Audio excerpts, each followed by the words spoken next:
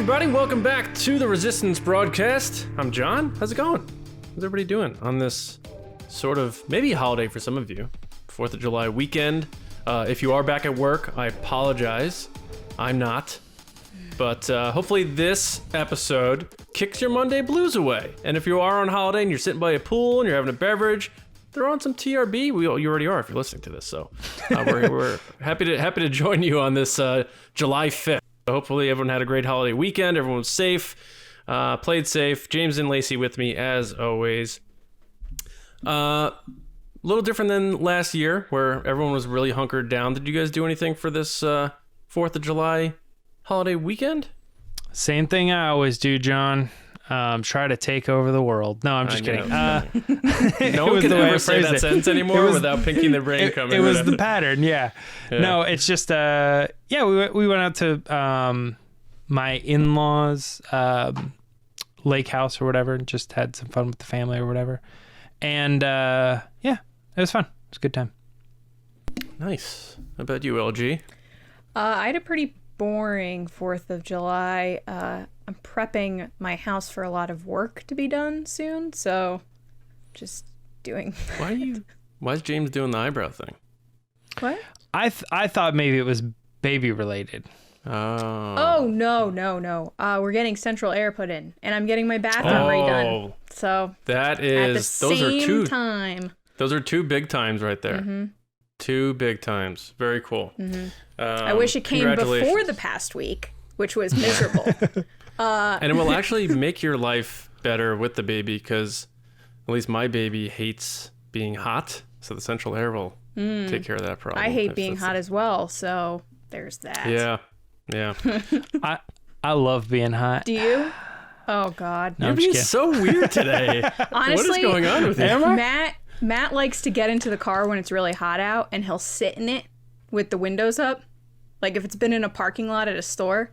Like it's a sauna? Oh my God, it drives me bananas. I'm like, roll down the windows. What are you doing? And he's just sitting. I definitely don't think I mind heat as much. Like my wife always says, like, oh my God, I can't breathe in here. Like in the winter, I will get into the car, turn it on like 90 or like whatever the hottest is, and I will go the whole 30 minutes, drive completely on the hottest setting. And I don't even think about it. I will be an ice cube by the time I arrive at my destination. Well, no, I mean in the winter.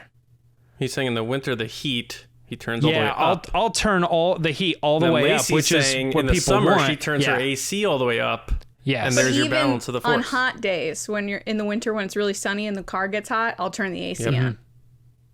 In the winter? Yeah. Well, like when she's saying when it's sunny, right? When it's I'm always the first person to roll my window down when it's just a little bit warmer than what it usually is. I don't do the window thing. Oh my God. Are you one of those people that sleeps with the window open in January? I will. Yeah, I love being cold. I am a cold person. I don't want to get too personal here, but do you guys use like comforters or anything? Or are you just like, nah, blankets are not, I don't like blankets. Yeah. Why would we use blankets? My wife you said you like being cold. Yeah, I like being cold. Blankets stop you from being cold. Oh, okay. Fair enough. I always use one blanket. Like I don't like stacking them up unless I'm freezing. Then I have to. But you know who I enjoy doesn't one like blanket. blankets? Apparently, no. Leslye Headland. That's right. Hates blankets. That's a breaking scoop right there for everybody. What? I don't know. I just made that up. I was like, where is this going? Is this in the article that I didn't read? There was no smooth transition, so I just made up something about her, and that's what you do these days, especially if folks are watching us on YouTube. That's the thing. That's what gets you in the algorithm. Headline of episode: Leslye Headland hates blankets. How about this headline? 5 million views. Lacey steals Poe Dameron's ship from National Air and Space Museum. Because when I saw that headline, all I thought about was National Treasure. I was like, this is my moment. Nicolas Cage has prepared me for this moment. Right. Yeah, what's funny about that story is like, is it any different than the one that they have at Galaxy's Edge? I don't know. Probably not. I don't know. I don't know which one's in Galaxy's Edge. I still haven't been there. Galaxy's Edge. Pose. Yeah, it's Pose, yeah. But Galaxy's Edge one has been in Mandalorian, so no. Yes. It's not the same.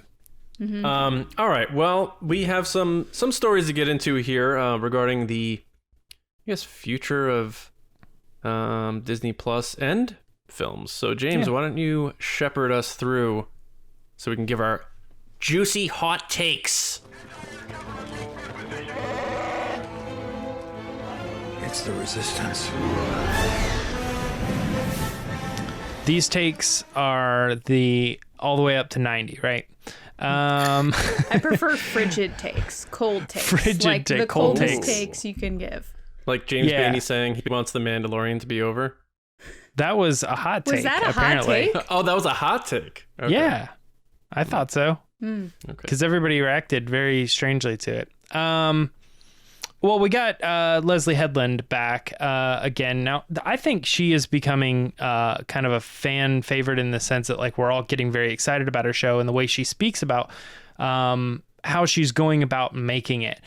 This is another example to follow up what she was saying about how much she loves all the lore and the books and the comics and how she's connecting everything. She's kind of been on record as saying she didn't really like the prequels, but in this particular interview, she's saying she was fascinated with the Phantom Menace and was really wondering how did the Jedi get to this point? And now, given this opportunity to tell a story, you know, so many years prior to the events of the Phantom Menace, she's now getting to realize those thoughts that she had when she first saw this movie, which I think what did she say? She was like 18 or 20 or something like that when it dropped. So kind of a fun interview to read. Let's go ahead and get into it. Lacey, I'm going to actually start with you on this one. What were your thoughts on Leslye Headland presenting the Phantom Menace in this way and how it's going to help out her show? My first thought was I am both young and old at the same time. I'm old because I remember going to the movie theater to see this, but I'm young because I was younger than when she was. She was like, oh, I was in high school. I was like, I literally had no thoughts or deep ponderings about the Phantom Menace when it came out, except where was Luke Skywalker. Like that was it. That was as far as like my deep fan brain went. That's how young I was. I think it's cool. Anytime someone talks about Star Wars in the way that she talks about it, that works on Star Wars, where you're excited and you know this has been your life and this is a dream job for you. You know that there's a lot of time, effort, and care that are going into the things that they're working on. And every time I read another interview from her, I get more excited and I'm like, okay, my first impression of judging her on Bachelorette was not fair because she knows her stuff. Not that I didn't think she didn't, but her love for Star Wars goes really, really deep with who she is as a person, I think, farther than just wanting to be a writer and a creator and a filmmaker. So I'm interested to see where she goes with this, but I love that she was talking about how her first initial thought was like, how did we get here? Because then you look at like Hollywood as a whole and you're like, look at all these prequels and origin stories we're getting. I guess it's a common trend that everybody wants to know. How did we get to this point? But yeah, no, it's going to be super interesting. Like she says, Yoda goes, interesting, because I never really considered the viewpoint that she gives, which is that no one really questioned anything. Everyone was just like, oh, yeah, no, it's fine. And they're like, no, there's like stuff going on. You need to like this big moment prophecy stuff. And everyone's like, yeah, shut up, Qui-Gon. Yeah, no one cares. Like, move on. Like, we know what's best. So I'm interested to see where she goes with this story of hers. And especially because it's coming from the bad guy side, which is just, I love bad guys. So I'm in. Yeah, absolutely. Remind me to talk on that point that you just did. I want to get to John, though. What were your thoughts on this particular interview, her thoughts on Phantom Menace and stuff? I mean, it makes sense because out of all the prequels, because I was 16 when the Phantom Menace came out. Wild and crazy 16-year-old. Ready to take 16. on the world. That's right. Ready to punch a guy in the face for saying something to him. No, that was college. But hi, patrons. You're the only ones who get that. So, no, it was. I found out today's name's JJ, so his name is now JJ. What? Just stop. John's initials are JJ. That changes everything. I had some people in the comments on YouTube, 2 different people talk about my points, and they said Joey. I'm like, how effing hard is it to get my name right? Just say Well, it could be John. them combining your names like kind of like a ship name, but they're shipping your first name and your last name. No, it's just people that don't pay attention. If I was Janie or something. Oh, mine Yeah, would be you got a lame. gun. It would be Lilleran. They say it speaks to your personality, so I don't know. I don't know. Yeah. Just call him JJ, guys, in the comments. So yeah, don't do that. I remember when the Phantom Menace came out, it was it was very big on the hype and stuff, and it like for me, it felt like how it felt like The Force Awakens coming back. Like it was like, wow, Star Wars is back. This is a big deal. It was very exciting, and I'll never forget it. And the build up to it and stuff like that. Seeing the figures come out and the new lightsabers. I remember I getting the Qui-Gon lightsaber, and I remember not liking that it had the red button. I was like, this is weird. I didn't like this. But that whole thing, that whole time, that whole era was huge. And I could perfectly relate to what she's saying in terms of the excitement and the hype and knowing that it was just this big monumental cultural moment. In terms of, her thoughts on it all, I mean, I don't think it's anything new in terms of what people have thought about, like why were the Jedi like this? Why blah, blah, blah, this. But I don't know that the Jedi are supposed to be kind of boring. Like they're supposed to be stoic. They're supposed to be monks in a way. Like I wouldn't expect like Yoda and Mace Windu to hear that a Sith has surfaced and be like, what? Oh my God, what are we gonna do? Oh God. Like that would have been so weird. That would have been me. It would have been like one of those like trashy shows where it's like, and it's like zoom in. It's like dun dun dun dun. Like that's what I want. I want the full Yoda drama. just like Lacey would have had a GIF gone viral real quick. It would have been like, Yoda's like, Qui-Gon, can you hold on for 1 second? Oh no! What are we gonna do? Like just freaking out. Yeah. Mentally it just cuts to meltdown. Yoda as a confessional. He's like, Yeah. How did we get to this point? I don't. Yeah. So I don't know. I don't think it's one of those things like watching where Modern it's, Jedi. Yeah. Should the Jedi be more animated or more shocked or more surprised or anything like that? The how do we get here thing? I mean, I think it's just kind of a matter of circumstance because Lucas had to tell Anakin's story, so he's like, we have to put this story at this point in time. This has to be going on with the Jedi because we need Palpatine to take control and stuff. So it's just a matter of it's reverse telling the story. Like it starts with Anakin and everything else layers out from that. But I think we kind of get the idea throughout the prequels what happened with the Jedi. They kind of lost their way. They got a little handcuffed and they got kind of pigeonholed into Palpatine turning the Republic on them by saying like, no, they're the ones who were being militants, and it was this whole political game. So, I mean, you kind of get what happened throughout the prequels. The only thing I found a little puzzling is when she said the Jedi when they were in power, because the Jedi were never in power. That's their whole thing. They were keepers of the peace, not soldiers. So that might have just been a slip of the tongue. Like she was looking for a certain term to say there. I don't think she believes that the Jedi were in power during the time of, they were like police or say. I wouldn't say that they were in power. I think she meant so like they had the temple, people consulted them, they knew what was going on. Yeah, the word power in Star Wars is tricky, though, for me. I'm just saying, if I said that, that's what I would have meant as like, they're prestigious. They're not like, just like these little guys over in the corner like later movies. Yeah, I think generally when people talk about like, say, High Republic, for instance, they say at the height of their power, don't they? At the height of at the height of their power, but she was saying when they are in power. So in power is different than because there was the height a of your government. power. I wouldn't get too hold up on that, but no, that's what I'm saying. People shouldn't. I'm trying to get through this here. But it's fine. I think it's interesting. I'm not really too wowed about it. Like, oh my God, I'm really geared up. But the fact that she's digging on the Phantom Menace, I think that makes sense because it's looked more favorably now. If she was making this show 15 years ago, she probably wouldn't be saying stuff like this. You know what I'm saying? So, you read the room, you get the pulse of the people, and you feel confident to say you like things. Like right now, it's not cool at all to say I like The Rise of Skywalker. So people won't be like, coming out of the Star Wars show, like, yeah, I'm really borrowing off of, the themes and stuff from The Rise of Skywalker. But in 15 years, when they make a show, when the kids who were 5 or 10 years old when The Rise of Skywalker came out, and they're the ones on the blogs, and they're the ones with the articles and stuff saying, you know what?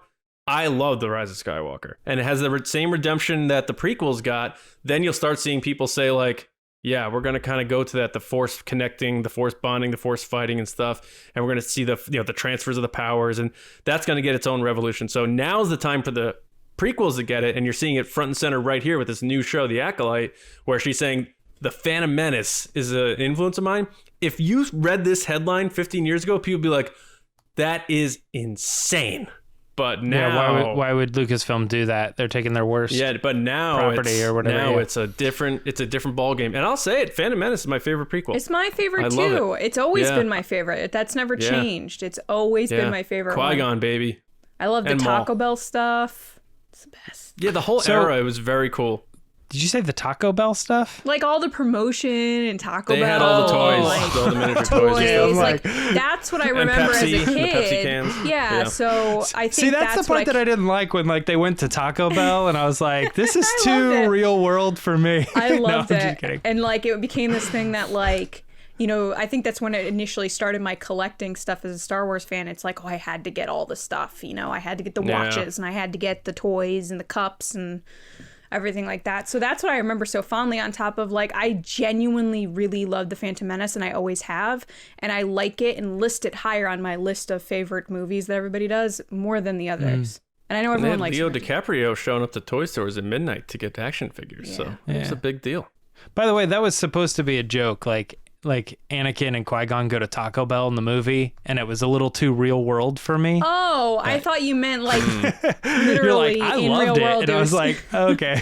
No, I thought you meant like, oh, it was too much like for the advertising. No, I Well, speaking of Qui-Gon, like, I mean, I think maybe I'm setting myself up for failure on this show because I am getting excited about it, in the sense that like there's a lot of High Republic thought going through my head as I'm reading all these books and you know the comics and all that sort of stuff that kind of takes place in the era she's producing this movie. To get back to the Qui-Gon point is like, you know, we've been talking a lot about the Jedi's reaction to it, and it makes me think of like, take a book like Master and Apprentice that kind of showcases that Qui-Gon was regularly into the whole prophecy. And so I can imagine that probably his whole upbringing, all of the Jedi in that room were aware that, oh, he's into that stuff. You know what I mean? He's like into astrology, and, you know, he's going to say, oh, he found the chosen one. You can't, you know, and I just think they just probably just didn't really believe it. That also being said, the more we're learning about all these other ancient battles that they fought, these other evils out there, that even like Jedi Lost, the Dooku novel or whatever, they're clearly like keeping a lot of this Sith stuff like locked away, and they know these stories, and they know that they're kind of out there. I think that, you know, by the time you get to Phantom Menace, it's probably a little bit like the Men in Black, where it's like, we think it's a big deal that this guy's like seeing aliens, but Kay is like, it's not a big deal. Yeah, there's always a something that's going to destroy the Earth, and you only have 3 days to stop it, whatever. It's not it. We just do this all day. So hearing the possibility that the Sith are back or whatever might not actually be that crazy to the Jedi and what they've been doing for, you know, what Yoda's been doing for 900 years or what, 800 years. Yeah. Qui-Gon Jinn is the Tom DeLonge of the Jedi. Yes. Like, he's like, one day I'm telling you. Posts a picture and is like, this is proof. And then it's immediately proven to be fake, and he just like deletes it. Qui-Gon Jinn just constantly deleting tweets. I don't get this joke. Tom DeLonge is in Blink-182 and Blink-182 and Angels and Airways. I love Angels and Airways, I'll say that. But yeah. Other people got it, Lacey. Don't worry. Well, cool. Yeah, if that's all we got about that. I mean, we can also say that the Acolyte is set to begin filming in London in February of 2022. So that feels like it's right around the corner. You know, pretty exciting going into that. And that was I'm going to pull it up here. That was Deadline, right? Discussing film. That actually, that ran that. So they are saying that it's taking about that time. They're using the volume technology and all this other stuff. So yeah. Anything to add about that, guys? John, you and the production part of it? Well, you know, just based on these time frames of these series, you know, we got Obi-Wan Kenobi filming now, probably coming out in 2022. Probably a big splash around the time of Celebration for promo of that thing, maybe a trailer heading into summer. I don't know, who knows. But Mandalorian took about, you know, from the start of filming, it came out a year after, or maybe even a year more. So I think we're looking at Acolyte. You got to, if this is accurate that they're not filming this year and they're going to start in 2022, we're going to see that show in 2023. Probably early 2023, give a little room for Rogue Squadron and maybe whatever else they got going on. And then maybe this kind of lays the map out. Like, all right, so if we got Acolyte coming early 2023, just speculating based on if they're starting and doing the year out thing. Sure. Then is Ahsoka going to start filming, you know, summer or spring of 2022?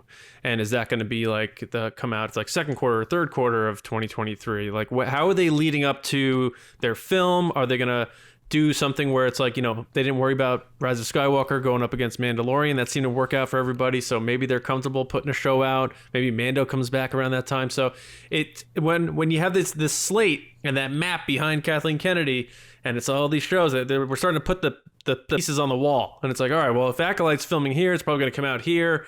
So I like that aspect of it. But I think unless this is a short series and they speed film this thing or whatever, you gotta, at least based on the standard that they've been doing, assume this is coming out in 2023. Yeah. And Lacey, thoughts on the production? You know, Discussing Film actually also reported, or they're saying that the Acolyte's lead actress is also going to be a woman of color. I don't think that was any surprise. I think we kind of knew that. She had talked about how that was probably going to be the main character. But thoughts on the production of it? The thing that stood out to me was them talking about how currently right now they're shooting Ant-Man in the volume. And I was like, how many things are they shooting in the volume? They've got Obi-Wan, Ant-Man, then they're going to do, you know, Mandalorian, season 3, all this other stuff. And you're like, man, the Thor movie too. Yeah, there is I'm saying in the location, the same location, I believe they're shooting, unless they meant that Ant-Man's shooting in Australia, which I don't think that's what they meant. Because Paul Rudd was here in LA, like, recently. So I'm assuming they're saying that it's also shooting in LA, which to me, based on discussions we had a couple weeks ago, is like, how crazy is that schedule? And is that project manager okay with all the scheduling of these shows that they're like, you need to be on time, no extra time? Like, or like the security guy at Pinewood or wherever, he's like, do we ever get like time off? Yeah, it's nuts. But I'm excited to see where the shows go. You know, we were talking about this just now with her thoughts on Star Wars. So I know she's just going to give us something really cool and different. And that's what I've been waiting for with Disney, Lucasfilm, Star Wars stuff. Yeah. So that's cool. Yeah. Now let's talk a little bit about the movies, because John mentioned, you know, that we're going to get a little bit of update here. Star Wars Rogue Squadron finally found its writer in Matthew Robinson. Now, we actually knew that this had been being worked on, and Patty Jenkins was asked about you know, the writer and who the writer was, and she said, I'm gonna let them have their moment whenever they decide to announce it. And then it's ended up being leaked to trades anyway. The Hollywood Reporter is the one who's putting this together. Yeah, so Matthew Robinson looks like it's the person who's working on the story currently at the moment. And Matthew Robinson, what was I going to say here? It's been known for doing a couple different things. Starting with Ricky Gervais's 2009 comedy, The Invention of Lying. Also, which is a clever movie. Yeah, another fun, clever movie. He was saying. A weird one to me is the follow up, the sequel to the 2014's Edge of Tomorrow, which is called Live, Die, Repeat, and Repeat. Which I forgot that they were making that, but that was like I'm so pumped. Announced and talked about like 4 years ago or something. So I'm like, I have no clue what happened to that movie. Terrible title, by the way. Oh yeah. They can't figure out their titles on that particular franchise anyway. They went through 3 official titles before landing on what it is now. So I don't know. Anyway, that's a side note. It doesn't have anything to do with the writing. Yeah, the first one was supposed to be Live, Die, Repeat. So then this one would be No, it's supposed to be Edge of Tomorrow. No, I'm saying the title for the first one was supposed to be Live, Die, Repeat. So then the second one would have been Live, Die, Repeat, and Repeat. but then they switched the title to Edge of Tomorrow. No, incorrect. Other way around. So it was originally Edge of Tomorrow. Then they did all the marketing with the catchphrase "Live, Die, Repeat," and that stuck in people's head, and they were going to go see the Live, Die, Repeat movie, and it was a big mistake in the marketing. So they tried to quickly shift the name of the movie to Live, Die, Repeat, and then they realized that was a mistake. So they then changed it a third time to Live, Die, Repeat, Edge of Tomorrow, which is now the official title. And now that the sequel's coming out, they're calling it Live, Die, Repeat, and Repeat. Is he writing the sequel or something? Yes. He's writing the sequel, yes. After the first, which, by the way, regardless of title, that movie's amazing. So if you haven't seen it, definitely go see it. It's really, really good with Emily Blunt and Tom Cruise. But yes, get them in Star Wars. Man. I know, right? That Tom Cruise guy, that guy can make movies, huh? He can, and they're always fun. All his movies are always fun to watch, and that's a big Top Gun, baby, coming out. Keep your eye on that guy. You know? Yeah, he's gonna be a big star, future, that kid. Yeah. Am I going? Do you want me to go? It's up to you if you want to take it from there.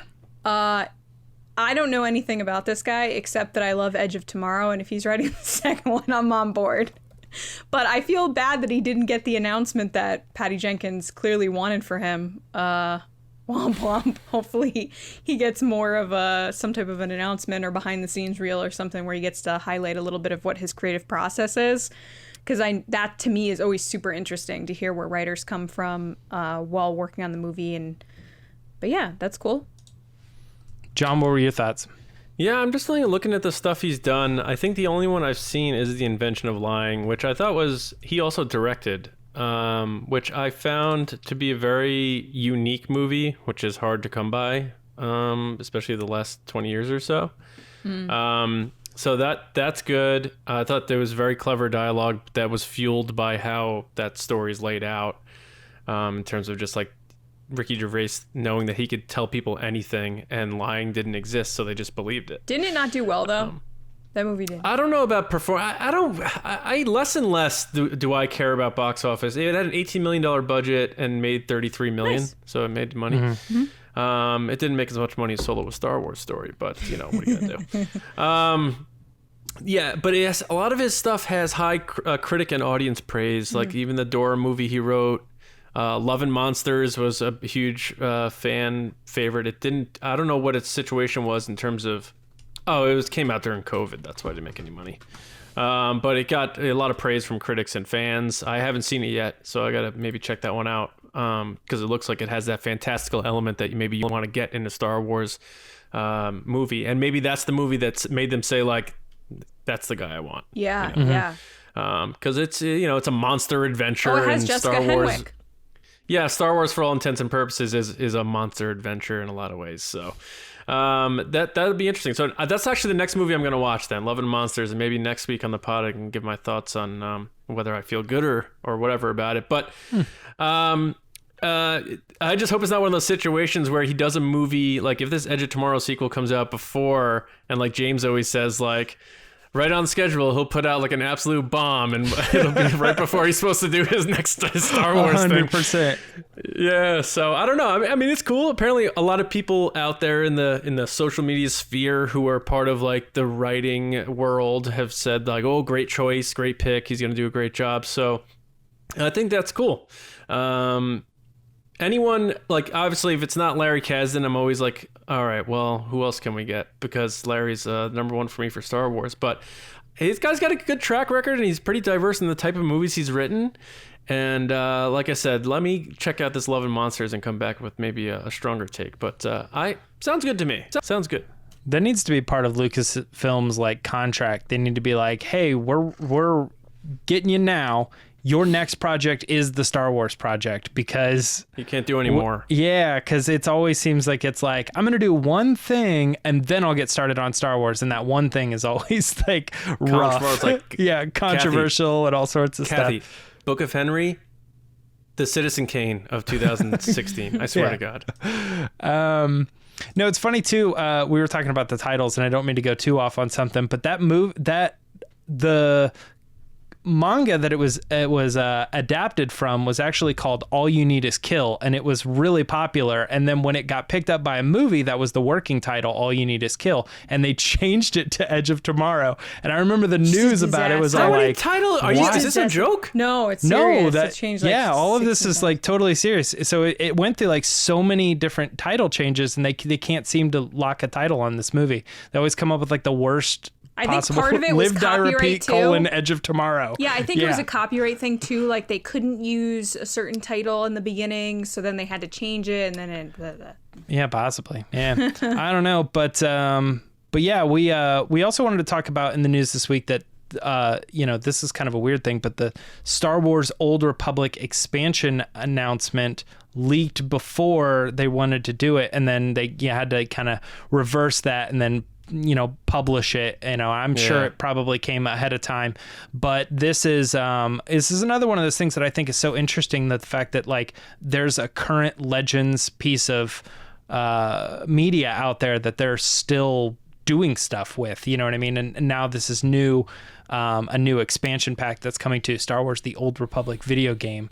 And this is all ahead of EA Play too, so we can talk a little bit about that and what might be coming there. But, expect when that drops at the end of the month, to see Jedi Fallen Order and Lego Star Wars and, all the other like mini games and stuff that are coming to like mobile and all sorts of stuff. So hopefully that'll be a big time, for Star Wars gaming Star Wars, if you will, here in the future. John, what were your thoughts on the Old Republic stuff?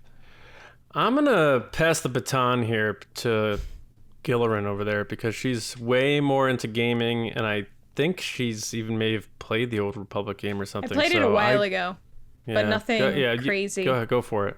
Well, I mean, there are a lot of fans of this game. I know my older sister and her husband have played it before, and they've played it probably recently, that they love playing this game. So I'm just pumped for those people to get the game that they want, and they're getting expansions on it. And everybody loves the Old Republic. It's like anytime you ask a question of like, what do you want to see from Star Wars in any medium? People are always like, the Old Republic. Like, that's what they want. Mm-hmm. So I'm pumped for them for that. I don't know if I'll personally be interested in this game specifically. I'm more interested in more like the Battlefront stuff. But it sucks that it got leaked because, people have plans with marketing and stuff, and it always stinks when it gets out before that. But I'm pumped for Old Republic people. You're gonna have to tell us how it is when it comes out.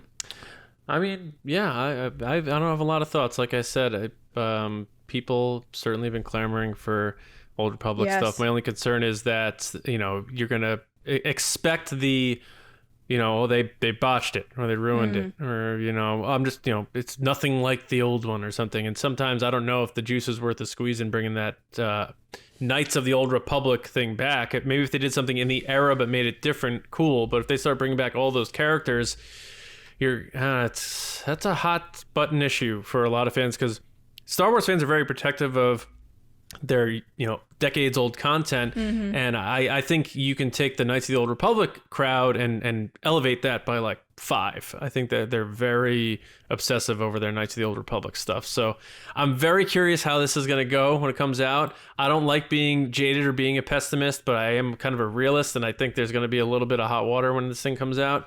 But if people are able to avoid that and still enjoy it, then that's cool too.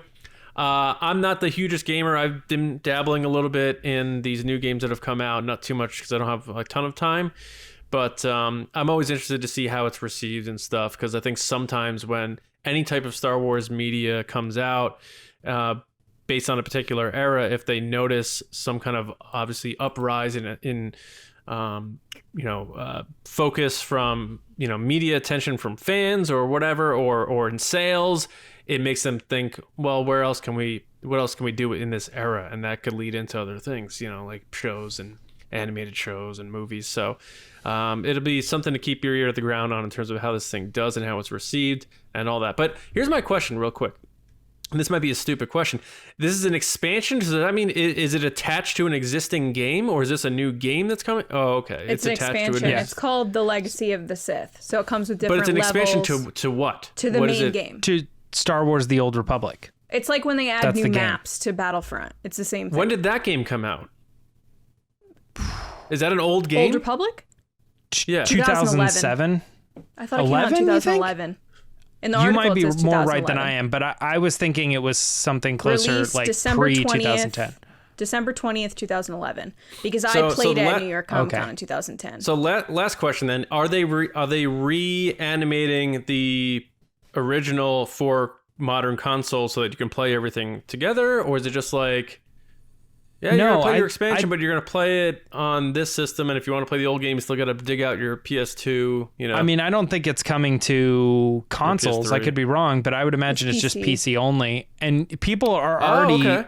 I mean, people are playing the game today. Just it's still around. They just are That's what I mean. running I the don't- servers that's why because I don't know yeah. anything about so this stuff. so the game exists as of now. It's just like it's probably been pretty, stale for a long time. They're saying, hey, we've now added a new area that you can get to and a new story, so it is going to progress the story a little further. They also said you're going to be able to go up 5 more levels, so now everybody will be able to I'm assuming to max out level now is 80, 75, yeah. 80. so it'll take you up to level 80. Yeah. So I don't know.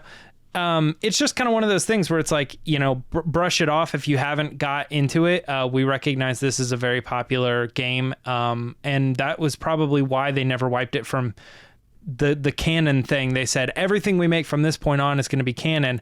Oh, except for the Old Republic stuff, because that's really popular, and we're just not going to mess with it. We're just Right, going right. to continue to work on it, as it is. Yeah. And they're let it adding be its new own thing. Yeah, and they're adding new fighting styles, and they're revamping character creation, which will make you be able to make your characters more personalized. That's and pretty stuff cool. like that. Yeah. Yeah, it really is. It's like adding levels. Like, assume Battlefront 3 never happened. It's just like adding levels and characters and a couple more games that you can play. Like 10 years later, Right, like 10 right. years after it came out, instead of Battlefront 3, which is probably just never going to happen because there was a canon wipe and all this other stuff. Hey, we're giving you more content for Battlefront 2, which came out a long time ago. So all that really is going on there. Cool. A couple other things to talk about, just really quick. We encourage that you check out the comics, the War of the Bounty Hunter comics. Right now, Vader is currently in them. Durge, which is a popular character from long ago, is now showing up in this series. So yeah, you got to check it out. And if you don't have the money or the time to check it out fully, properly, you can always go to Star Wars Newsnet and check out the, recap, basically the what happened in these stories. You'll get some of the screenshots, and you'll basically get the spoiler kind of plot of that, what's going on there. And the reviewers will like give a rating too, so you can be Yeah. So maybe I skip this issue, but next week I'll pick it up in actual physical form or whatever. Another thing is that the Clone Wars actually landed 3 daytime Emmy nominations, which is pretty cool. They did their last season last year, and while these aren't normal like daytime Emmys, they are leaned towards the kids and children's programming and that. But it's still to be said that there's a lot of children's programming out there, and Star Wars is leading the pack by getting nominations in this category, which is about as prestigious as you can do for television, which would be the Emmy, right? Daytime Emmy. Yeah. Last thing I wanted to talk about, and this kind of goes to the same thing with the comics that we were just talking about on Star Wars Newsnet, but I also do book discussions with Kyle Larson, who's a writer on the site, and we recently put out 4 videos, 2 of which explain the plot of 2 books, and then the other 2 videos are a review and then a spoiler discussion, are just kind of general thoughts, kind of like how we're talking here on the Resistance broadcast about news. We read the books and we're like, what'd you think about this book? Oh, I gave it a this, and we just kind of talk them out. So all those are good for if you've read the books. They're good for if you haven't read the books. Check them out and get up to date with stuff that's going on in the High Republic. That being said, that's about all the news we have in Star Wars world. So I'm going to let Lacey take us into the next section. All right, guys, it's time for the Patreon pod race.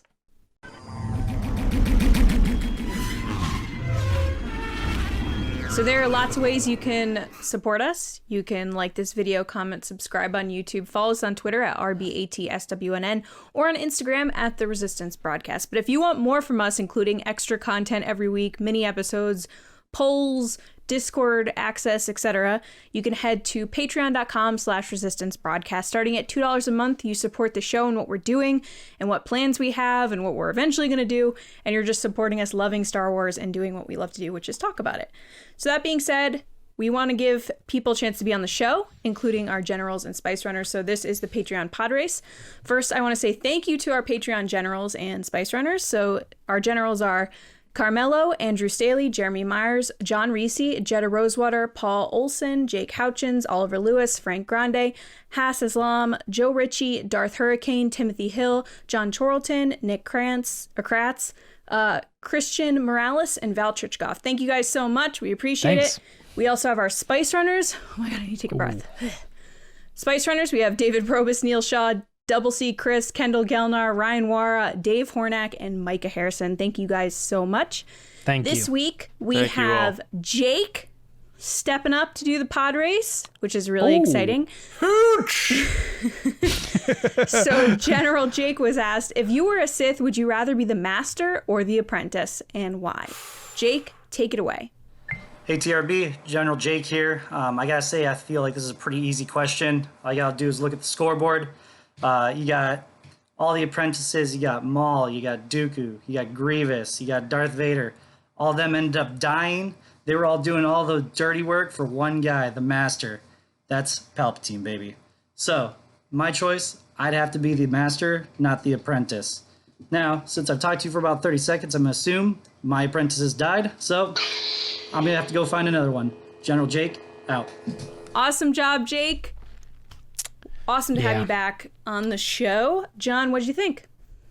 I always like when they use the props. I feel like it elevates. I love the theatrics. Yeah, and some of them like to do the twist endings. Like they'll straight face it for their whole pod race, and then at the end they're like, "And then I'm gonna do this." So I thought that was cool, Jake. You made a compelling argument. When I first pitched the question, I was like, I would think I would pick Apprentice because I feel like apprentices are always the ones that kill the Master and take over their place. So if you're the Master, you're going to have, you need eyes in the back of your head because that apprentice is coming for you. That's how the Sith operate. They're always about for themselves. But you made a good point because Palpatine has lasted, and he's had it's like when there's a band and it's just like the lead, like Axl Rose was like the last one of Guns N' Roses, and he just had all these other Guns N' Roses guys with him, but it was still Axl Rose, like. And he called it Guns N' Roses. Like, that's Palpatine with the Sith. He's had all these people you listed. So you made a great point there, Jake. You did a great job. You may have convinced me. So well done. Thanks for all of your support. You are the man. And see you in the chat and on your next go around for the pod race. But you knocked it out of the park, buddy. Thanks, man. James? Yeah, it's a good answer, and probably what I would have went with too, just because like as John's kind of presenting it, he's like, do you want to be the boss or do you want to be like the random run-of-the-mill employee or something? It's like, I think most people probably just want to be the boss. The run-of-the-mill employee just wants to be the boss. So yeah, I totally understand that. It is funny though when you're naming all the people, it's like I can almost picture Palpatine like sitting back like when he's old or on his deathbed, and he's like, I've had lots of friends. It's like showing pictures of like Maul and Dooku and Vader and stuff. And he's like, I've worked with a lot of really famous people. Like, kind of a funny story. But no, this was great. Always love seeing you be able to be on the show, let alone just in the generals chat, the secret generals chat in our Patreon. But yeah, no, it's fun, and good job on the pod race. Thank you. Jake, you did an awesome job. We love having you in the community. I have to say, nothing makes me more like excited and pumped than when someone shows off their lightsabers. Like when they're like light them up, or they send pictures of them, or they're like, look at the one I got, because I have so many myself. So it's just like even the noise is just like really, really exciting. Great job. I would also be the Master because I'm difficult, so I could never be the Apprentice. Yeah. So now we're gonna go to John to end the show. I am not commenting on that. Yeah. Whatever, JJ. All right. So yeah, we have a few minutes here. Can I ask a question? Chat. Oh, Depends. Is this a time to ask a question? Open chat. What are ask the resistance? Yeah, Right? it really. How do you guys feel about the slave name change? Because that was a big hot topic on the internet this week. So not to get. I mean, we're gonna have some fun with it on Thursday's episode. Oh wait, not Thursday's episode. We're gonna have some fun with it in like 10 days on our episode. 10 days. I think. Yeah. I mean, Bennett's probably got some things to say about it, I'm sure. Surprise appearance. For our audio listeners, Bennett Baney is on the mic. He is making an announcement today that he's taking over for his father on the podcast because James has aged himself out of TRB. So Bennett, welcome to TRB, buddy. What do you have to say? He's muted. He's muted. Yeah. All right. No, I don't know, Lacey. They changed it for the Lego thing. It's not changed in canon. I just know it was a hot topic this week. And So I this is kind what of I'll see say. it for both scenarios. I see it from the idea of, as a die-hard Star Wars fan, the last thing I want to see is things get changed, especially things that I'm attached to. You know, it's like one of those things like, I don't want them to ever change the name of the Millennium Falcon because that's the name. That's what I know. That's what I love, and I get it. It's not my stuff to not make those calls. Like, I don't own any of it, so I get used to it. I just feel like there was a lot of passion and anger and frustration and kind of a little bit of dismissing going on throughout fandom this week about what people thought about it. And I think it's one of those personal opinions that you can have it without it being hurtful to other people on both ends. Yeah, my opinion on it is I don't think they need to change the name. I don't think that that's their plan to, because it's still in the Star Wars databank. It's still the Slave One. Right. I think the people have shown examples with other ships on the Lego stuff. They try to really make it simple so a kid can tell his mom, like, I want this and for Christmas. Or Boba Fett's ship, yeah. Or they write to Santa that they want this for Christmas, and Santa brings that to them. Instead of saying the Slave One, and be like, he asked me about a Slave One or something. What's the Slave One? Yeah, it's just for marketing to make it easier. It's still called the Slave One. People like they see the headline and they see the Lego box and they assume that applies to everything. It doesn't, at least as of now. I don't think they should change it though. It's, I don't think that's necessary. Maybe the slave Leia thing, because she was literally Jabba's slave. That's fine. I still didn't even have a problem. Now. Yeah, well, no, she was Jabba's prisoner. No, I'm saying the new name is Hutt Slayer. Yeah, but her Where in is the that? outfit, she hasn't slayed him yet, so they call her Jabba's prisoner. Well, that's what they refer to her as. She still kills him in the outfit, so that's what they refer to the action figure as, the Hutt Slayer. Oh, I don't know. I've seen both. I've seen, when I went to the costume thing in New York, it was called Leia as Jabba's prisoner. That's what it was called.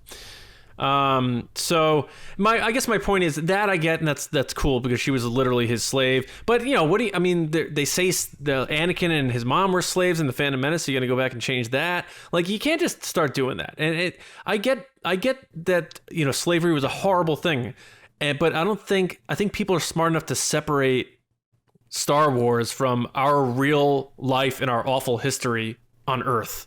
I think people took it a little too far with getting up, like, all of a sudden, like, this has been that ship's been called that for 40 years.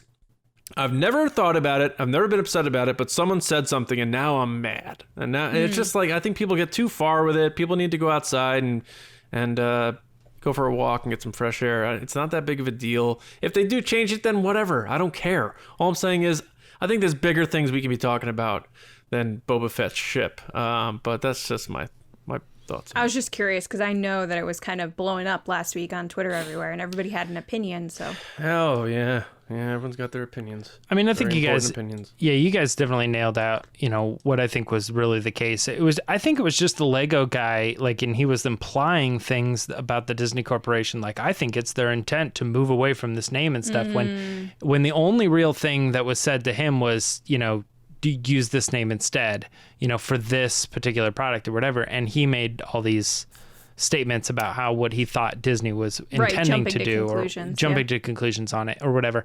But I think it's pretty clear that they're not officially changing the name of the ship or anything like that.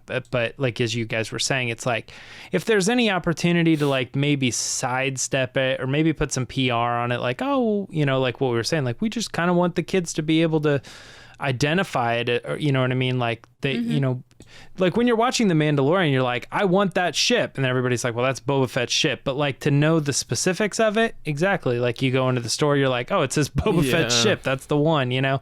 But no, that's interesting about the I never considered that though with the Slave Leia thing, because the Hutt Slayer thing is looking around, and it was like 2016 when that was a thing. And that's when Bloodline came out, I guess.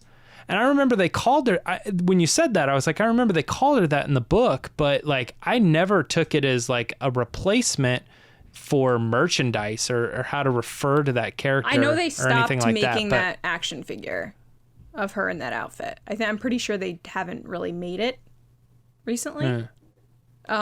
Just because it was one of those things that they... Yeah, I'm pretty sure. Someone in the comments can definitely chime in here, but I'm pretty sure it was a controversial thing that they didn't want to make it anymore. Which is weird. Well, yeah. That is weird. I mean, obviously the character was never called Slave Leia. Like, that's not her name or anything like that. That's how I knew her growing up, Slave Leia. Well, I understand, but I'm saying it's more like a how do you refer to this person kind of thing. Whereas Slave One, for instance, is actually the official title of the ship. Like, that's what Boba Fett's ship is named. Whereas Slave Leia, I think, for me, it was just referring to the outfit she's wearing, so you could determine exactly the point in the trilogy that it was. You'd be like, oh, well, like, Slave that character is not called Hoth Luke, you know, or Bespin Luke or something like that. This is all action figure labeling. Sure. That's all this is. Yeah. And as recently as one of the Funko Pop sets, it said Slave Leia on it. I don't know. If they can do whatever they want, if they feel like they're so pressured that they need to stop making Leia in Return of the Jedi in the gold bikini, then whatever. There's 5 billion action figures of that, and people want it, they can get it.